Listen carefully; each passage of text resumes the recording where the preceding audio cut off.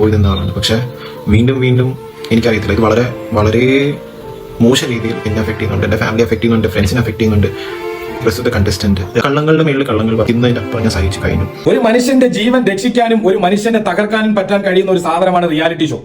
നമ്മുടെ നാട്ടിൽ ഒരുപാട് റിയാലിറ്റി ഷോകൾ നടന്നിട്ടുണ്ട്. അതിൽ ഒരുപാട് കഴിവുള്ള പല കലാപ്രതിഭകളെയും നമ്മൾ കണ്ടെത്തിയിട്ടുണ്ട്. പക്ഷെ ഇപ്പൊ ഇവിടെ വന്ന് സംസാരിച്ച യുവാവ്, അദ്ദേഹം ഒരു റിയാലിറ്റി ഷോയിലും പങ്കെടുക്കാതെ തന്നെ ജീവിതം രക്ഷപ്പെട്ട ഒരു പയ്യനാണ്.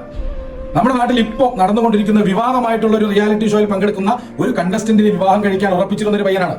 അതായത് ആ കണ്ടസ്റ്റന്റ് വേറൊരു യുവാവുമായി പ്രണയത്തിലായിരിക്കുന്ന സമയത്ത് തന്നെ ഈ പയ്യനെ കാണുകയും അവനെ ഉപേക്ഷിച്ചിട്ട് ഇവനെ പ്രണയിക്കുകയും ചെയ്തു. ഇദ്ദേഹം സ്വന്തം വീട്ടുകാരുടെ വാക്കുപോലും വയ്ക്കാതെ ഈ പെൺകുട്ടിക്ക് പ്രാധാന്യം നൽകി മുന്നോട്ട് പോയി. അതേ പെൺകുട്ടി ഇതുപോലത്തെ ഒരു റിയാലിറ്റി ഷോ വന്നിട്ട് വേറൊരു പയ്യനുമായിട്ട് ചേർന്ന് എന്തൊക്കെയോ കാട്ടിക്കൂട്ടിയിട്ട് അതൊരു ഗെയിം ആണെന്നൊക്കെ പറഞ്ഞ് ആ ചെറുക്കന് ഇപ്പൊ ജീവിക്കാൻ പറ്റാത്തൊരു സാഹചര്യമാണ്. അവന് മാനസികമായിട്ട് ഒരുപാട് തളർന്നൊരു സാഹചര്യമാണ്. അപ്പൊ ഞാൻ പറഞ്ഞു വരുന്നത്, ഈ റിയാലിറ്റി ഷോകൾ ആളുകളെ എന്റർടൈൻ ചെയ്യിപ്പിക്കാനാണോ അതോ ആളുകളുടെ ജീവിതം തകർക്കാൻ വേണ്ടിയിട്ടാണോ? ഇപ്പോൾ നടക്കുന്ന റിയാലിറ്റി ഷോയിലെ കണ്ടസ്റ്റന്റുകളെ തിരഞ്ഞെടുക്കുന്നത് വരെ വളരെ മോശമായിട്ടുണ്ട്. മോശം ബാക്ക്ഗ്രൗണ്ട് ഉള്ള കള്ളങ്ങൾ, അതായത് നുണയുടെ കൊട്ടാരങ്ങൾ തീർക്കുന്ന ആളുകളെയൊക്കെയാണ് ഒരു റിയാലിറ്റി ഷോയിൽ കൊണ്ടുവന്ന് സമൂഹത്തിന് മുന്നിൽ അവതരിപ്പിച്ച് അവർക്കൊരു ഫെയിം നൽകുന്നത്. നിങ്ങളുടെ കഴിവുകൾ, നിങ്ങളുടെ കലകൾ നിങ്ങൾക്ക് പുറത്തു കൊണ്ടുവരാൻ മാന്യമായി കൊണ്ടുവരിക.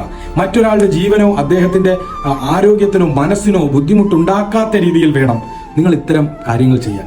എല്ലാ കലാകാരന്മാരെയും കഴിവുള്ള ആളുകളെ അംഗീകരിക്കാൻ എന്നും മലയാളികൾ തയ്യാറാണ്.